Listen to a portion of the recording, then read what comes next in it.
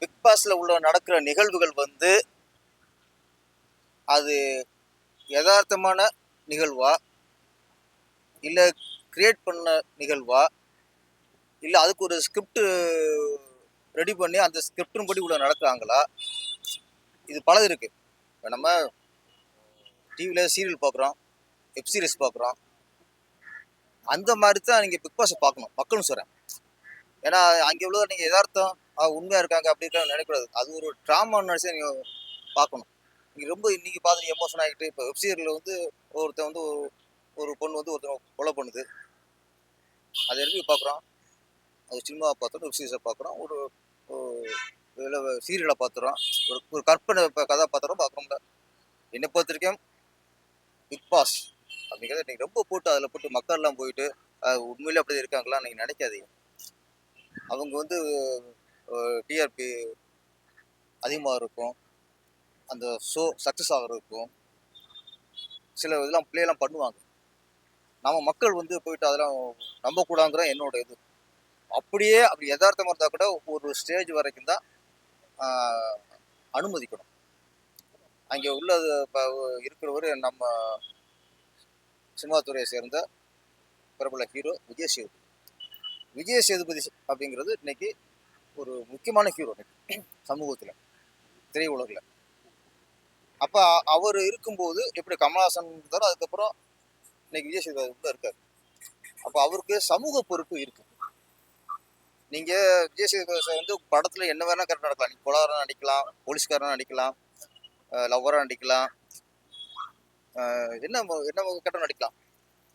ஆனால் இது வந்து விஜய் சேதுபதியோட ஒரிஜினல் வசனத்தை மக்கள் பார்க்குறோம். விஜய் சேதுபதியை நாங்கள் பார்க்குறோம், நாங்கள் இங்கே கேரக்டரை பார்க்கல.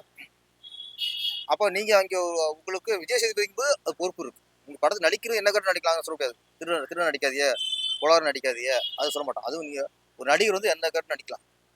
ஆனால் பிக் பாஸில் விஜய் சேதுபதிங்கிறது மக்கள் செல்வாக்கு உள்ள ஒரு நடிகர், பொறுப்புள்ள ஒரு நடிகர். சார், பொறுப்புள்ள நடிகர் சொல்றீங்க. லேப்டாப் வாங்குற விஷயத்துல வந்து நீங்க பாத்தீங்கன்னா கவர்மெண்ட் லேப்டாப் கொடுக்குறாங்க.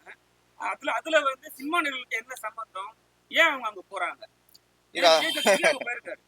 லேப்டாப் மட்டும் இல்லை சார், சமூகத்தில் இப்போ சமீபத்தில் நடக்கிற எல்லா அரசு விழாக்களும் ஒரு சினிமா விழாவாக தான் நடக்குது. கல்வியில் சிறந்த தமிழ்நாடு அந்த மேடல் யார் யார் இருந்துச்சா? ஆயிடுச்சாங்க பார்ப்போம். அந்த மேடல் யார் இருந்தா? பெரிய கல்வியாளர் இருந்தாங்களா, பெரிய பேராசிரியர் இருந்தாங்களா, பெரிய கல்வி மேதைகள் இருந்தாங்களா? அங்கே யார் இருந்தா? எல்லாம் சினிமாக்காரங்க. அதுக்கப்புறம் மகளிர் அது நீங்க அங்கே அரசு கேட்கணும். நானே அதுதான் கேட்குறேன். சினிமா வேற கல்வியாளர்கள் யாரும் இல்லையா? கல்வியில் சிறந்த தமிழ்நாடுன்னா கல்வி எப்படி சிறந்துச்சுன்னு அவங்க பேசணும். அங்கே சினிமாக்காரன். அப்போ எல்லாமே சினிமா நிகழ்ச்சியாகவே இருக்குது சார். இப்போ அந்த மகளிர் மாநாடுன்னு போட்டாங்க, அதில் மேடையில் பார்த்தா அதுலேயும் சினிமா நடிகைகள் தான் அதிகமாக இருந்தாங்க. இப்போ லேப்டாப் வழங்குறதுல எத்தனை மந்திரி இருக்காங்க, எத்தனை தமிழ் எத்தனை பெரிய ஆளுலாம் இருக்காங்க. நான் விடுங்க, உங்கள் கூட்டணி கட்சியில் எத்தனை பேர் இருக்காங்க, நீங்கள் அவங்களுக்கு கூட்டு பேச வச்சு நீங்கள் கொடுக்கலாம்.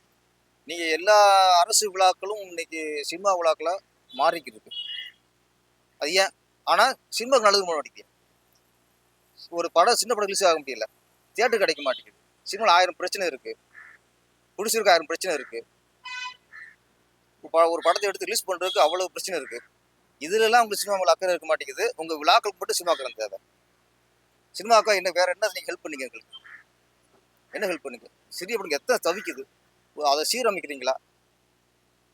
இந்த இப்போ சல்லியர்னு படம், தமிழ் சார்ந்த படம், ஒரு இலங்கை தமிழோட வழியை சொல்கிற படம், அதுக்கு தியேட்டரிங்க கிடைக்கல. அந்த ரிலீஸ் பண்ணுறது பிடிச்சிருந்தா தெரு வந்து கத்துறாங்க, தெரு வந்து கதறாங்க. என்னதுன்னு கேட்குறீங்களா? அப்போ இதெல்லாம் சினிமாவுக்கு எந்த நன்மை செய்ய மாட்டேங்கிறீங்க. ஆனால் சினிமாக்காரனை வச்சுட்டு ஒவ்வொரு நிகழ்ச்சியும் அரசு விழாக்கள் பண்ணிக்கிட்டு இருக்கீங்க.